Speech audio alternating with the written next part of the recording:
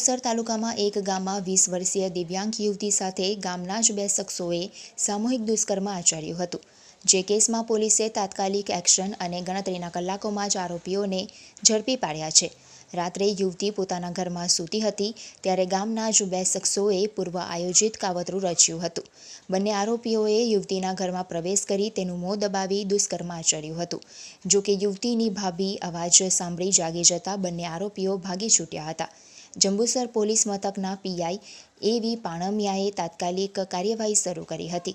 યુવતીનું medical કરાવ્યા બાદ વિવિધ ટીમો બનાવી આરોપીઓની શોધખોળ શરૂ કરી હતી।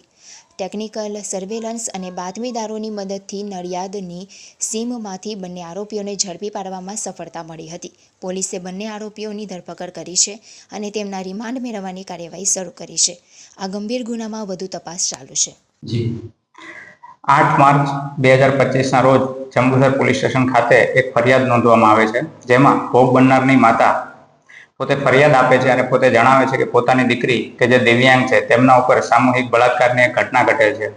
જે અનુસંધાને તેમની માતા એવું જણાવે છે કે બે આરોપીઓ જેમનું નામ છે અશ્વિન રાઠોડ તેમજ વિજય રાઠોડ કે જે પૂર્વ આયોજિત કાવતરા દ્વારા રાત્રિના 2 વાગ્યા દરમિયાન પોતાના ઘરમાં ઘૂસી જાય છે અને દીકરી સાથે સામૂહિક બળાત્કારની ઘટના ઘટે છે તેવી ફરિયાદ પોલીસ સ્ટેશનમાં આવીને જાહેર કરે છે અને તે અનુસંધાને જંબુસર પીઆઈ દ્વારા તાત્કાલિક એફઆઈઆર દાખલ કરવામાં આવે છે અને આ ઘટનાની ગંભીરતા તેમજ વર્તમાન પરિસ્થિતિ જોઈ અને રેન્જ આઈજી શ્રી સાહેબ સંદીપસિંહ સાહેબ તેમજ ભરૂચ એસપી શ્રી મયુર ચાવડા સાહેબ દ્વારા સૂચના આપવામાં આવે છે કે આ આરોપીઓને તાત્કાલિક પકડી પાડવામાં આવે।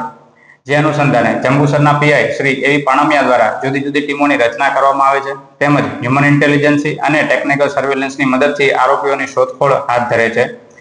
ઘણી મહેનતના અંતે એક સફળતા પ્રાપ્ત થાય છે અને આરોપીઓ કે જે બે અશ્વિન રાઠોડ તેમજ વિજય રાઠોડ કે જે નડિયાદની સીમમાં છુપાયેલા હોય છે અને તેમને ત્યાંથી પકડી પાડવામાં આવે છે અને તેમની ટીમ દ્વારા કાયદેસરની કાર્યવાહી આગળ હાથ ધરવામાં આવે છે અને આરોપીઓને હાલ અટક કરેલ છે।